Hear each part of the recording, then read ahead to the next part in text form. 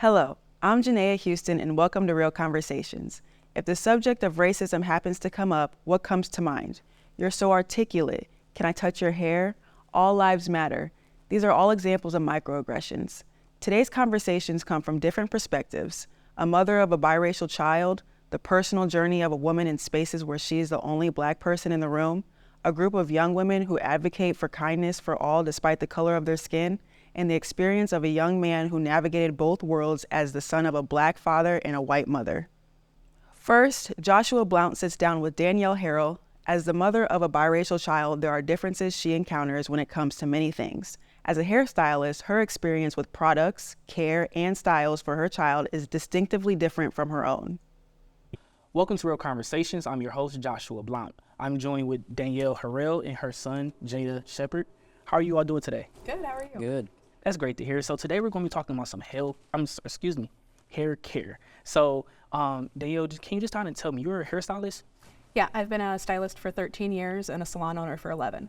Okay. And then how has that journey been for you? Really, really good, actually. Everything kind of fell into my lap, and I've made the most of what I've been given. Okay. So one interesting thing about your hair care career is the fact that, you have a biracial son. Can you just kind of talk about that and how that has impacted you as a stylist, but as a mom as well? Yeah, definitely. So when I was in hair school, I actually went to Paul Mitchell, which used to be over by Toys R Us, but it's closed now. There was only maybe 10 students in the whole school and no one of color. And I started school when Jada was about 11 months old, and I knew that I needed to know how to do his hair. So they actually had a mentorship program where I could go to a salon after school and I could get hours for learning how to do hair. And I actually just Googled Black hair salons in Davenport, Iowa. I walked into 2 or 3 of them and I met a wonderful woman named Angela Hall. She owns Fidesz Salon down in the East Village. And yeah, she taught me for a few months how to do black hair, and she's the hardest working woman I've ever met in my entire life. And I thank her to this day for the experience that she gave me. And how old is Jada now? He is 15. 15. Okay, so a lot of years. Yes. Okay, so, let's just take it back some. So when you were learning, how to do hair, what are some of the major differences you had to learn when it came to doing, white hair versus black hair? Well, the products can be similar because, hair is texture, and it doesn't really matter your race to a certain point, because I have clients who are white, Japanese, even a lot of redheaded people have very coarse, curly textured hair. But the sectioning can be different that you're taking, the products that you use can be different. But once you know it, it's really can be more the same than you think it is. Okay, so talk about that extent to where things kind of get very, very different in a way. You just mentioned that. So can you kind of just talk about that, like how things can kind of get different when it comes to like the products and things? Yeah, well, you typically want for coarser textured hair, you need things that have a little bit more weight to them. Whereas with someone with finer texture or straighter texture, you can't use things that are too heavy. So those are a couple of the things that can be different.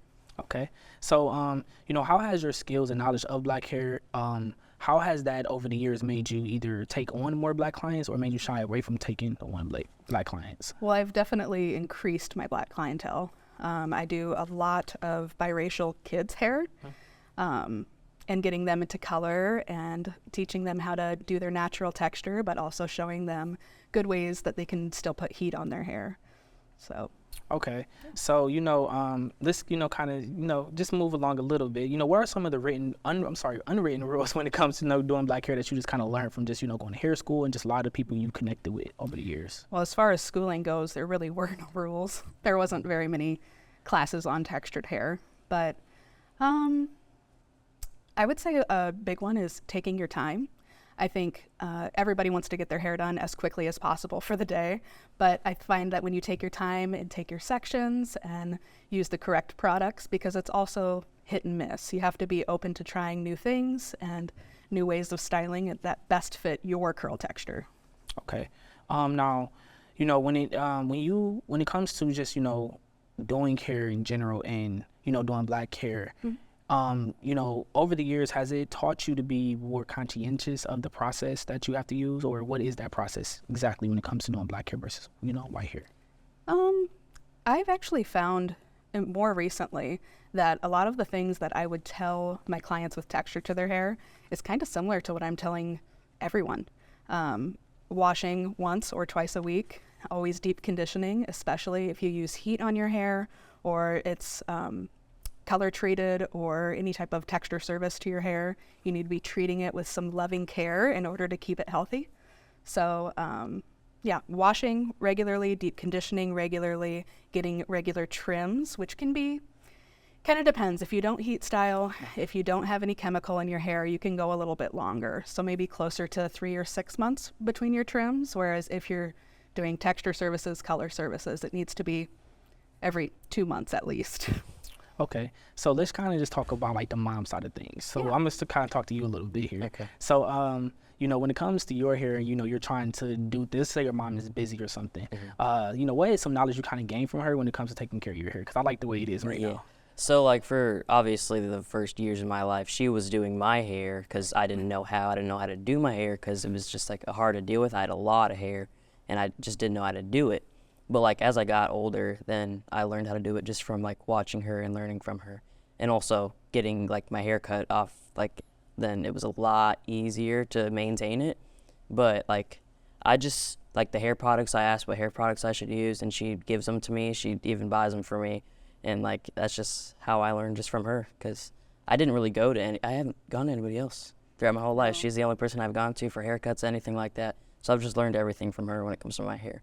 Now, I know in school, you know, you probably talk amongst your friends and everything. So when it comes to like talking about, you know, certain recommendations or when it comes to hair care and things like that, are you very open to like kind of taking some of the recommendations, or are you usually the one that's kind of schooling them because of your mom's expertise? I mean, honestly, I'm usually the one who's telling them like, oh, you need to be treating your hair better, because a lot of people, they show up to school. I mean, I'm not saying they should show up to school with like all pimped out, whatever, but I'm saying that they should probably, you know, run their hair under some water or something before they come to school. But I mean, I tell people sometimes, like when they have very similar haircuts to me or anything like that, like, oh, you should use products and like keep your hair clean and stuff like that. But I mean, they won't listen to me. But if they do, I mean, yeah. So, you know, what are some things that you found to be easier compared to like some of your friends who may not be biracial? Easier? Yeah, Like, when it comes to like taking care of your hair. well, when it comes to people with like darker and like coarser hair than mine and stuff like that, I mean, obviously I bet it'd be a lot harder because some people have like more like afro hair, and like when I pick out my hair, it's not as afro-y and stuff. But like with them, I know they must be going through a lot because it's real coarse. You have to use a lot of product, a lot of water just to have it the way you want to have it. But I'm sometimes jealous of people with like less curlier hair than me, because I just know like they can just wake up in the morning and not have to touch it at all, and it'll just look perfect, you know. And I'm just jealous sometimes, but I'm grateful for my too. hair. Okay. So, you know, looking back all those years, you know, when you started hair school and everything, you knew you had to learn how to do your son's hair. You know, were you scared, nervous, or, you know, what was that feeling like in that moment, like as a mom? Never scared or nervous. I've always kind of jumped into things, especially when I like can't get it off my brain.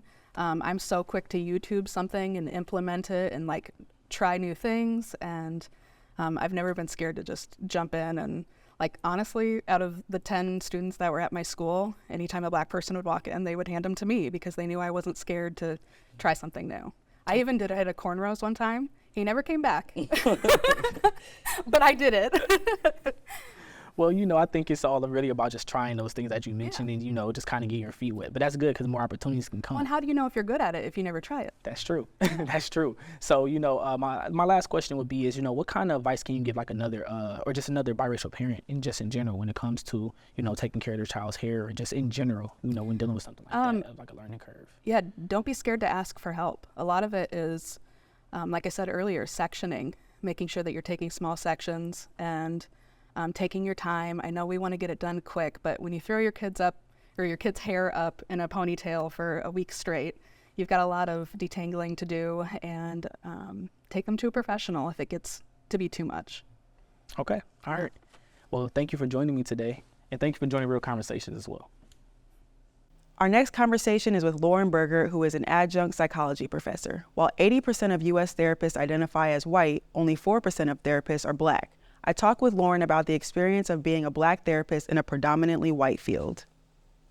Hello, my name is Janaea Houston, and today I am here with my girl, Lauren Berger. She is an adjunct psychology professor, soon to be clinical psychologist, activist, leader, my homegirl. How are you today? I am so good. Thank you so much for having me. I'm so excited. Like, I don't think y'all understand. This is the next Michelle Obama. Okay. Like this is my idol. This girl, we were in the streets protesting together. We were. That's how far back we go. Yes. Well, let's get into it. Okay. Let's do it. So you went to Assumption High School, and what was that experience like being a biracial student? Yeah. I mean, I think my educational journey in the Quad Cities goes like way back to even like elementary school. I grew up in like the public school system, and so I felt like there, like I was around a lot of people that looked like me, and I was able to like see myself in like teachers and students. And then at the end of my middle school years, I transferred into the private school system, and there it was just kind of like, I don't want to say a rude awakening, but it was different. Like I remember walking in the first day and I was like the only Black kid in the class, and I was like, okay, y'all are joking with me. Like, where are the cameras?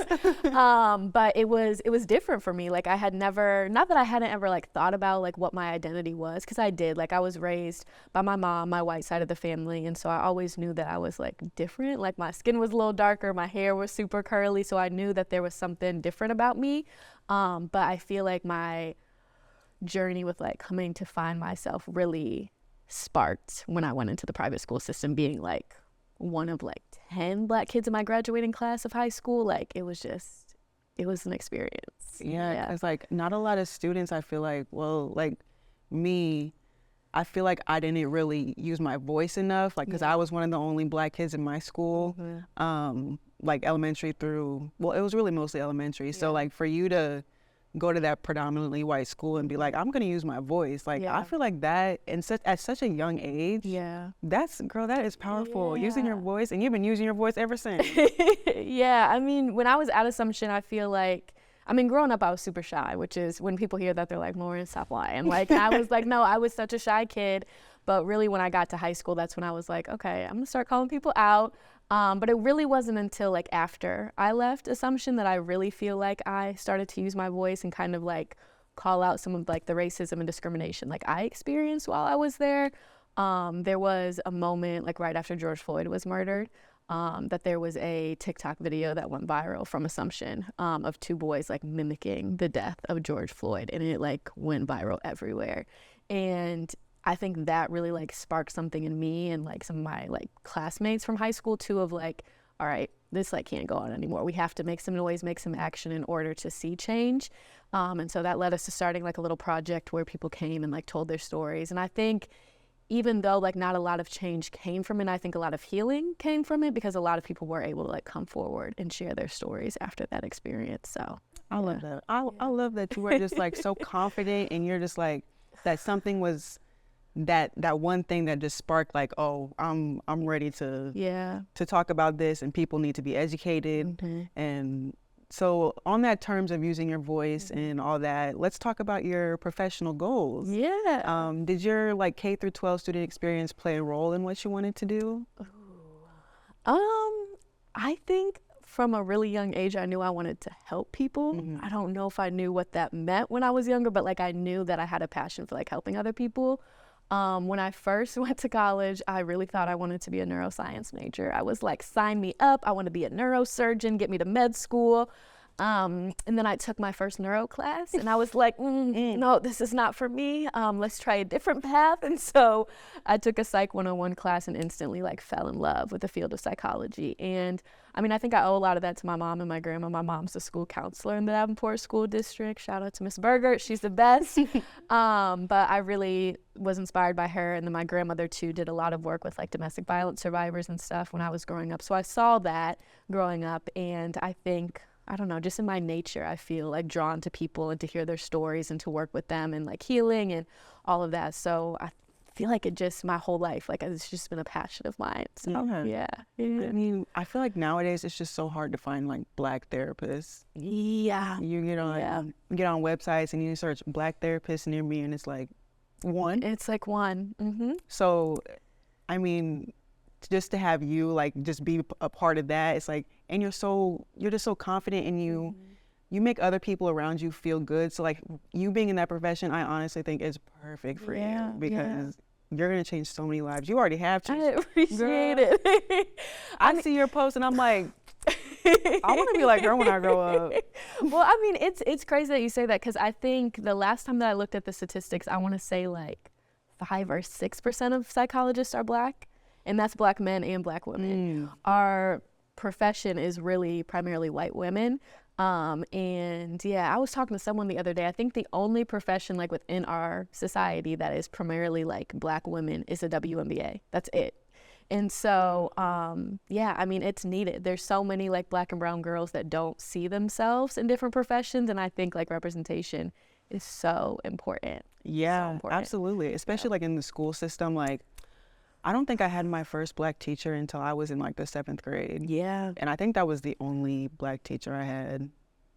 I'm trying to think. I'm like, I don't even know. Maybe middle school. There was, I don't know. Yeah. Maybe like 1 or 2. Like there's a lack. And that was like a female teacher. I never had a Black male teacher ever. And so, yeah, it's crazy. And I feel like that's so important, like just for like young Black kids growing up. Yeah. Like you need to see people that look like you in all types of roles, like the mailman, teachers, news industry. Like you just need to see them in everywhere, because if you don't see them, you feel like you can't really do that profession when you grow up. Yeah. And I don't know, me going to a predominantly white elementary school. I was in elementary school, so it's like when you're that young, you don't really know. You don't know, yeah. And then middle school got more diverse. High school, super diverse. super diverse. But then I went back to a predominantly white college, and it was interesting just because like being involved in like the Black Student Union, you find your group and you find your people, and that's how you kind of find your voice. And then once you find your voice and you realize like, oh, like I can do a lot with this, the sky's the limit. Yeah, absolutely. And I feel like you just like from a young age, like I've really looked up to you just because you, from a young age, you found your voice, you have endured a lot. Yeah. And you just instill so much confidence in people, and you bring out the best in people, and that's why I'm just so so connected to you. It's like, really crazy that you say that, because I sometimes struggle with my confidence. Like I suffer with really bad anxiety, and like growing up, my anxiety was really bad. And like I said, I was a super shy kid. I think I was a theater kid in high school too, so I think that's kind of where a lot of my confidence came from. I had to push myself out of my boundaries to do that. But yeah, I mean, I still think every single day, like I walk into spaces that are primarily white.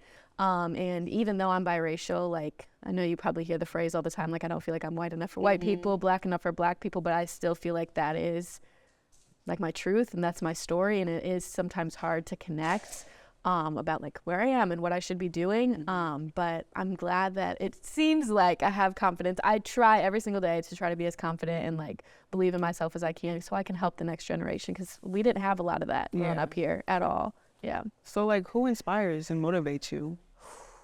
I feel like that's such a hard question, because if you know me, like my support system, I have the best village behind me. Like I truly owe like none of my success to myself. It's really everyone around me. My mom will kill me if I don't say her, obviously. My mom has been my biggest cheerleader and advocate. She grew up raising me a single parent, and so her and my grandmother both raised me. And so just being taught from a very young age, like what it means to be like an independent woman and like to speak up for myself, like they really instilled those values into me. So those two are my pride and joy. I lost my grandmother during Christmas of 2021. She was diagnosed with cancer when I was in undergrad. And I vividly remember where I was when I got the call. I was in my statistics class at my undergrad, and my mom had called me, and she was like, well, the prognosis they're saying is only like a year and a half. And I was doing the math in my head. I'm like, oh my God, I'm not going to graduate college before then. And my grandma got on the phone. She was like, well, I told them that I am going to see you graduate. So whatever I have to do, like, they're not going to tell me. I was like, okay, great. Love Like, her. that's just literally the spirit that she held. And so it was so cool. I, got to graduate a year early, and she got to be there. And it was like just such a special moment. And she even got to see me start like my first semester of my doc program too. So she's just been such a light in my life. And then, I don't know, there's just so many people around me that I just feel like inspire me and push me every single day. Like, I could not do any of this by myself, really. So good. Yeah. Have a village, because not everybody has that. Yeah. Yeah. I'm so proud of you, girl. Aw. So, like, if you could go back and talk to your younger self, Yeah. what would you tell her? Yeah. I feel like this is a question that I talk to like my therapy clients about too. I think this is a really healing question to ask, because you think so much about like what have you been through, and get to reflect like on your life. I think growing up, like I said, I was very shy. I was very reserved. I feel like I struggled with self-confidence, self-worth, like not knowing like what my identity was, who I was. And so, yeah, I feel like I would just tell her like, you are worthy, like you are loved, and like you're gonna make it, because I felt like there was times where I was like, am I gonna just be in the Quad Cities forever? Am I gonna be able to go like live my dream in Chicago? And I just felt like I always was like second guessing myself a lot. So just to be able to tell her like, you got this, you'll make it. That's what I'm talking about. Yeah. Well, thank you for being on. I really appreciate it. I know you had a long drive here, because you're a big city girl now. I wouldn't miss it for the world. Chicago's home for me, but like the Quad Cities is like always home. Like any opportunity I get to come back here, I would love to. Period, girl. Well, thank you, Lauren, and hopefully we'll have you on again soon. Amazing. I'd love to. Period, girl. Well, thank you, Lauren, and hopefully we'll have you on again soon. Amazing. I'd love to. Jasmine Butler has a conversation with a dreamer that does. Jasmine Babers Gunn founded Love Girls magazine when she was just 16 years old. Love Girls is a space for all girls to tell their story. Several years later, it's still serving its purpose. Today, I have Jasmine Babers Gunn, Kayla Babers, and Anna Rao of Love Girls Magazine, where they are much more than a magazine. Ladies, thank you for joining me today. So, Jasmine, you are the founder of Love Girls Magazine.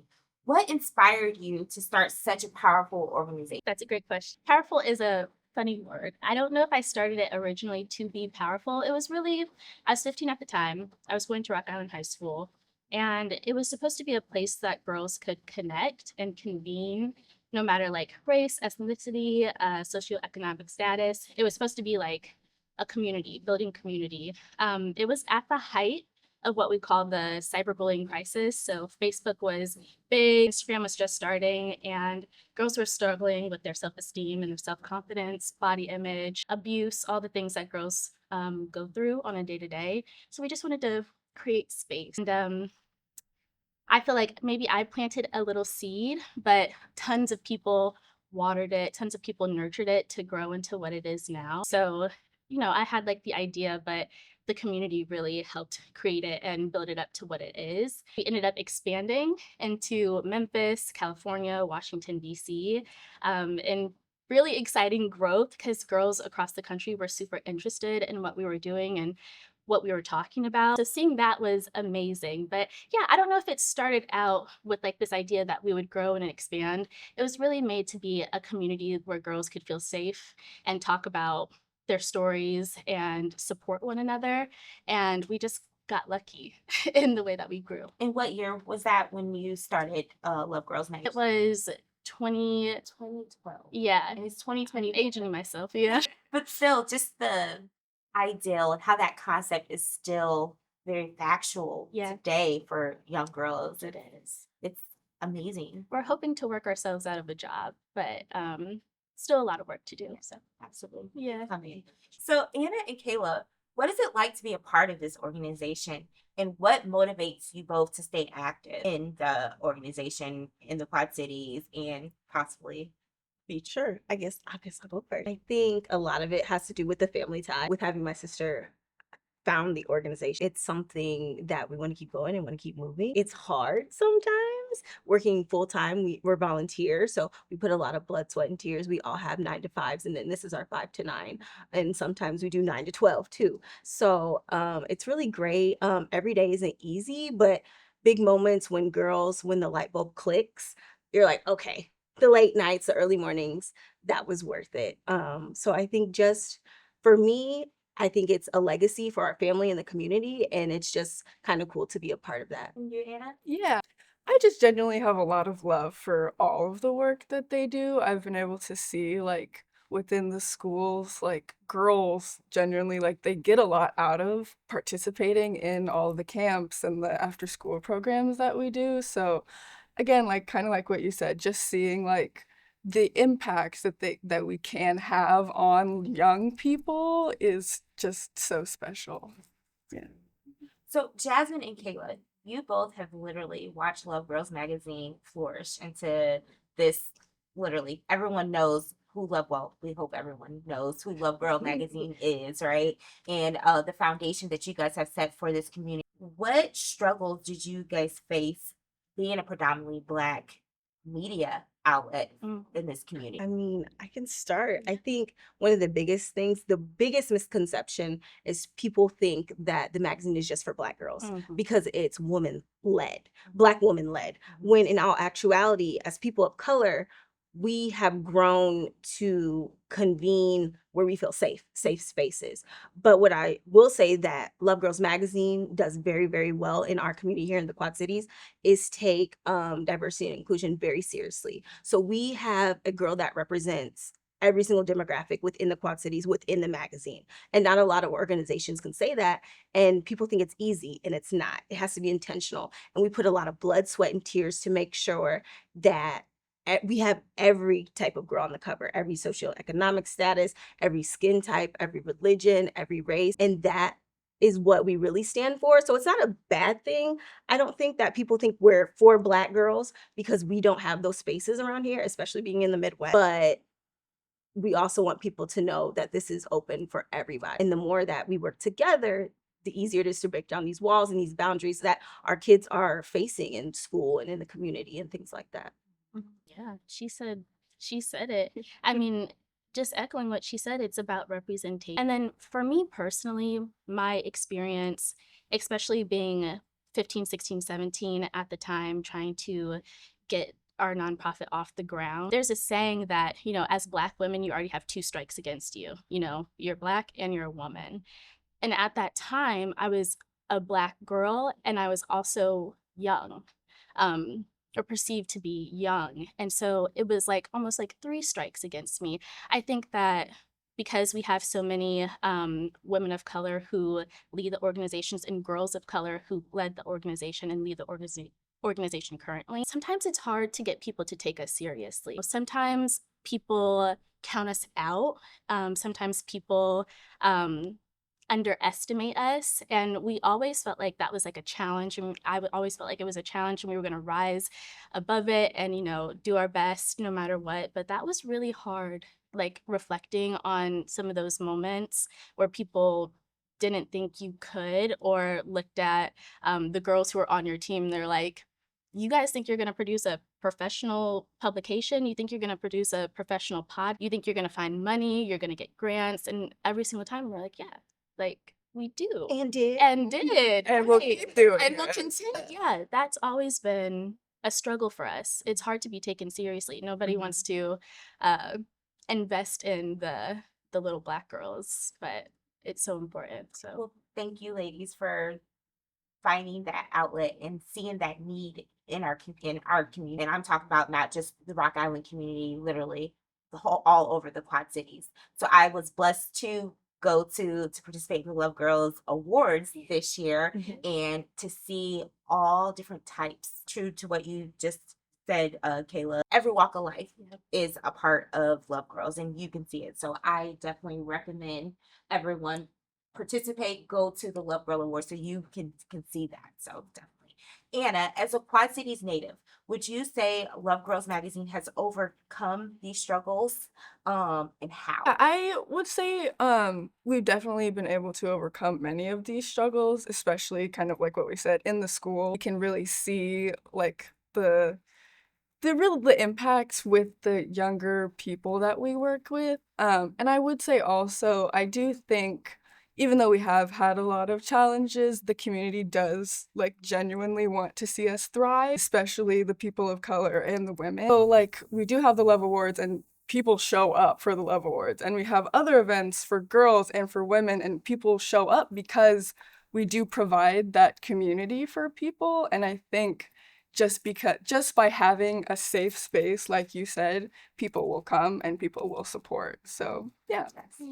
Yes, I love that. So nationally, mainstream media has a historical focus on white audience. Mhm. What is it like to be in such a unique role here in the Quad Cities to put so much focus on minorities in our community? I mean, I think our focus on minorities is organic. So, and I don't want to, I'm trying to articulate it that it is very intentional, but then we also gravitate towards people and girls and women who gravitate towards us. And so over the years, if you look at the covers, if you look at the covers, and the girls inside them, you see the change, you see the growth, and you also see, oh, this year we had this demographic more, or that, and it all depends on what's going on in the community, what's happening around us, what's going on in the schools, things going on in the media. So there's a lot of factors that play into what girls we receive each year. And I lost my train of thought. But I think that you're making a good point, because also when we say that, every girl has a story, and one of our jobs, one of the things that we like to focus on is hitting girl stories who may not necessarily have a chance to be told. And that just sometimes happens to be minorities and girls of color, girls from lower served backgrounds and lower served communities. And so I think that we feel a really strong responsibility and obligation to make sure that we're telling a diverse range of stories, and that we're representing who our community is in our storytelling. Mhm. I also think it's interesting that people be like, oh, it's a Black led. But if you have other races leading in organizations, they don't call out, oh, it's white led. Right. So not to say that it's kind of like a backhanded compliment, but we're a service for everybody. We just happen to be Black. And I think that's really pushed me and my sister to kind of get our story out there and be so intentional with the diversity, because this isn't just for Black girls. This is an all girl issue. We just happen to be Black women, and other Black women and girls can relate to us. Yeah. And I see it, but it's just, society will say, oh, just because the faces or the founders or the creators are Black, that's just for Black women. Right. So still, even though intentionally that's not what, you guys want for everyone, no matter, what your nationality is, your race is, Yeah. for everyone, but still that society, even with nationally, with it being with white audience, no matter what, if it's Black owned, oh, that's just for Black people. So Yeah. just, nationally, what, versus locally, Yeah. just still today that we still have to face that. So kudos to you guys for, again, showing, that, this is Black led, but this is for everyone. Everyone has a voice here. That's amazing. So now let's inform our viewers on upcoming Love Girls magazine events and how the community can support this amazing organization. So you can definitely expect a new season of Love Girls the podcast. That will be coming probably sometime early fall. We also have Women on Fire, which is one of our newer really loved events that spotlights the voices of women in the community, which is something a little bit different, but women are allies and leaders in our organization. And so it's something that we're all really passionate about. And then we also, of course, have our next publication coming for the next half of the year. And that will be coming out in fall as well. And what else? The Love Awards that happen. Love Awards that happens in April. And one thing that we're really looking forward to do, and this is the first time that I've actually talked about it to anybody, we're looking to do a Love Girls Magazine fellowship. And the purpose of that is to take a group of girls and really go deeper with them and their mentorship and their skill building. And so we're really excited about that. Yeah. So where can one find your magazine at? So if you're looking for copies of the magazine, you can go to lovegirlsmagazine.com and get in contact with us. You can also check your local school, middle school, and you can find articles online at lovegirlsmagazine.com as well. If you're looking to purchase a magazine, or you have a friend or a daughter or a student who's in or on the cover, you can also contact us and we'd be happy to send you one. And I love it. So the Love and Love Girls stands for lead, overcome, value, and empower. Right? That's exactly what you guys are doing in this community, and I love it. I love to see it. So thank you, ladies, for joining Real Conversations, and I look forward to seeing what the future holds for Love Girls Magazine. Thank you. This is fun. Last but certainly not least, Timothy Stinson sits down with his son for our final conversation. Parents aren't always aware of the challenges, struggles, and dilemmas their children face. They discuss the obstacles of being biracial in school and in life. All right, hey, Travis, glad to have you on. And of course, you grew up here in the Quad City. No longer live in the Quad Cities, which, Mom and I wish you really did. Live a little closer so we can see the grandson. And also the newest addition that's going to be coming to the family, our new grandson that's going to be on the way soon. We wanted to reach out to Travis because growing up in the Quad City, growing up here, we talked a lot, as he was a young man, a child, turning teenager, young man, and now, as a father, we still have great conversations. This time we're going to get a little deeper into this topic of being a biracial man. So getting into the conversation on your experience as a biracial man, me being your dad, an African-American, black man, and your mom being white, Caucasian. So Travis, I really want to hear from you, your experience as a biracial man growing up in Iowa, here in the Quad City. A place where being biracial maybe, presented some challenges for you at school, your social life, growing up here. Yeah, no, that's a great question. I guess to start off, growing up in the Quad Cities, I never looked at it as a challenge. There were definitely, moments where, having a white mom and a black dad, obviously with those around you, there weren't too many other folks, I guess, that kind of looked like me growing up. That being said, always felt welcome, especially in school, even though maybe if I didn't see that representation, as well as maybe, we do today or in other cities. So definitely felt at home, growing up in the Quad City. It was really, when we would travel, take family vacations, whether we're spending Christmas and Thanksgiving in Ohio or in Nebraska, as a younger kid, that kind of maybe stood out to me a little bit more, especially, with mom's family being from a small town in Nebraska. There definitely weren't too many black folks around there. So you just kind of things you noticed a little bit more. But, all in all, the community has always been very supportive and aware, I guess, of us being there. And the one thing I did want to do today in our conversation is to paint everything as if it was negative, that you had negative experience, or if everything was positive, but to really get your take on this. I mean, as a black man myself, growing up here in the Midwest, there's things that I've experienced, and having family in the South, that when we used to travel south, things that I've gone through as a black man. With that, I feel I'm very blessed walking through life so far, with your mom being white and me being black, those, conversations that we did have about that when we were getting serious and looking at the possibility of having a family. With that, I felt we were very blessed. Your mom and I, when we started dating and getting married, these are some of the things that we had talked about. It was both our first time dating outside of our race. But we did talk about, what if we had children? What would they possibly experience as we move forward through life? How's it going to be, how is it going to be for you? How is it going to be for your brothers? Or if we had girls, how's it going to be for your sisters? Just the family in general, what those dynamics might look like. But with both of our personalities, your mom and my personalities, we at that point, we really didn't care. We knew that we loved each other, and this is something that we were going to walk through together. How's it going to be? We're in love, so we decided to move forward with this relationship. So Travis, the schools you went to here in the Quad Cities were predominantly white, correct? You really didn't experience any feelings like that. But going through the school system, did you ever feel you got treated differently, unfairly? Like if you weren't like everybody else? Or were there times you did feel a part of everyone else?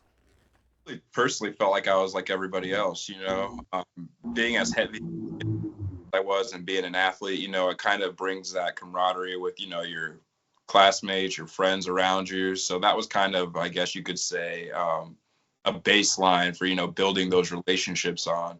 And as you pointed to, and kind of alluded to how, you and mom always raised me to be my own man.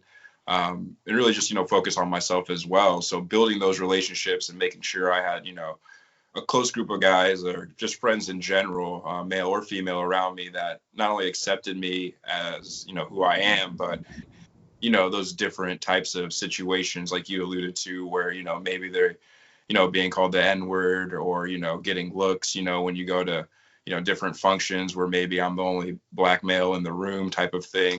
But yeah, overall, I had a great experience growing up, in all different aspects of education, all the schools I went to, from the teachers I had to the friends, that I surrounded myself with. Everyone was very supportive. But that's not to say, there weren't the jokes, on the side, you dress preppy or, you don't dress like you're black, or people asking you, what are you? Which, for me, kind of like a chameleon in that sense, I can find a way to make a bad thing good and just kind of roll with it, as you would say, Dad. So having that ability to kind of roll with the punches, if you will, and build those relationships and not really think too much on questions like that kind of just helped me move past those negative situations that were really few and far in between, thankfully. And again, which I kind of feel fortunate for, because like you said, not everyone shares those same experiences as they grow up, whether that be black or biracial in general. So yeah. Down to Texas, you got your degree. Did you see any differences down in Texas, down in the South, basically, as a young man compared to being in the Quad Cities as a younger person, as a child growing up? I guess, yeah, I was more, I guess, exposed to, just things that any young adult and, just an adult in general that you would get to, whether, that's going out in your college days, especially moving down south, while Houston, Texas, where I was living, was a much more, culturally diverse place than the Quad Cities. With that, still comes a lot of prejudice as well and comments, whether it's, joking or whatnot. It was definitely a different change of pace for me. But all in all, it was good. Again, the skills and my ability, the way I kind of just approached the relationships with the friends, the lifelong friends I've made down there, kind of just, again, gave me the confidence and courage to continue and rely on the, the laurels that you guys have instilled in me, growing up. And yeah, again, just to kind of brush off, any type of negative comments that may have been thrown my way or, actions that were done towards me, whether, it's any type of thing, throughout a regular day-to-day life that you would be exposed to as a biracial man. We have a son, Jack, of course, our grandson, Jack, who's biracial, turning 3. I want you to talk to me about how you and your lovely wife, Bianca, what are some of the things you're going to be talking to him about? Can you give us a little more background on Bianca? Yeah, so my wife, who I met in Houston, Texas, Bianca, her dad's Peruvian, her mom's white. And so, she grew up, with her mom mostly. And, she had a lot more of experience where, people would ask, her mom, where did you get your daughter? And so we kind of had a means of bonding, over both being biracial that I think also kind of helped bring us together with something to connect through. And then, as we grew together as a couple and, we welcomed our first son, Jack, to this world, it also kind of provided an opportunity for us to step back and, look at and question how we want to raise him. When people ask you, for a simple example, what are you? It's really nobody's business. For someone like me, like I said, I don't mind answering that. I just roll with it, whether, maybe it could be malicious or kind of condescending the way they ask it, but I like to think most people are just curious and maybe they're just ignorant to the fact that there could be a better way to ask, what's your background as opposed to, what are you? So as we go into kind of raising Jack, it's kind of like the main thing you always told me is, just kind of be your own man, be confident in who you are. And, that, you can kind of decide, how you want to approach those conversations down the road, but let him know that being have to explain yourself to anybody for any reason. So Travis, there's parents watching, of course, who are raising biracial children right now. They're young, they could be in their teens. Some of the things that we've talked to you about that kind of helped you, could you share that information with them? You know, just continue to be confident in yourself and who you are. You know, always having that close relationship with your family and a true self of identity, you know, as a good base, always kind of, for me at least, made it easier in those situations to want to reach out to those that maybe were making me feel uncomfortable coming from. I think just being confident in yourself and kind of just, you know, having the courage, you know, to just stand your ground and kind of, you know, if you want to answer a question like, you know, what are you, then, you know, that's your prerogative. Go ahead and answer it, you know, but if that doesn't faze you, but if you don't want to, you know, then have the understanding that, you know, be your own person and, you know, don't do anything that's going to make you uncomfortable just to, you know, appease somebody else. Is there anything, Travis, that you would like to leave us with? Any information, information you would like to put out there that we didn't talk about that you would like to include? I mean, I just want to thank you for the opportunity. I know as Juneteenth, you know, rolls around, I think this is a good time, you know, just for anyone biracial, you know, any background to just, you know, do some self-reflecting, you know, take advantage of the loved ones you may have around you and just try to, you know, better understand your culture, you know, anything that'll help you feel more confident in your skin so that as you navigate this world we live in today, you do so with confidence and that you continue to surround yourself, you know, with people who are going to try to lift you up, you know, and not hold you back and continue to encourage you. Hey, Trav, thanks a lot. We love you. Miss you, man. I'll talk to you soon. All right. I love you too, Dad. I appreciate you having me. Thank you for joining us. To learn more about Real Conversations, visit KWQC and click on the Real Conversations tab. Before we go today, we want to remind you that this show was brought to you in part by Together Making a Better Community at the Lincoln Center.